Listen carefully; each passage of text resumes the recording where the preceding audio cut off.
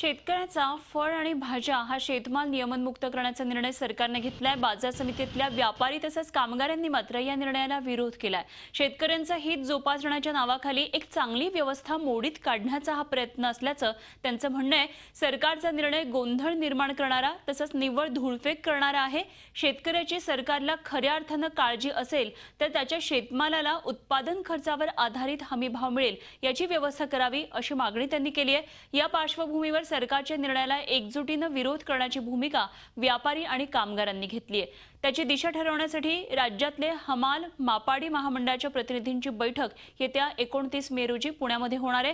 त्याचप्रमाणे सरकारला त्यांची चूक लक्षात आणून देण्यासाठी लवकरच सामूहिक रजेवर जाण्याचा निर्णय आडत व्यापाऱ्यांनी घेतला आहे। शासनाने आत्ता जो निर्णय जाहीर केला आहे तो धूळफेक करणार आहे। म्हणजे तो त्यामुळे त्याने आडत्यांना गोंधळात टाकलं आहे, हमाल तोलणाऱ्यांना गोंधळात टाकलं आहे, मार्केट कमिटीला गोंधळात टाकलं आहे आणि प्रत्यक्ष शेतकऱ्यालाही गोंधळात टाकलं आहे।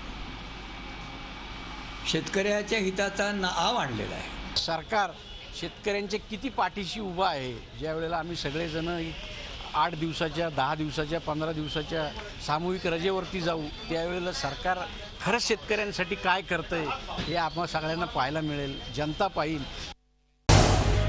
झी 24 तास रहा एक पाऊल पुढे।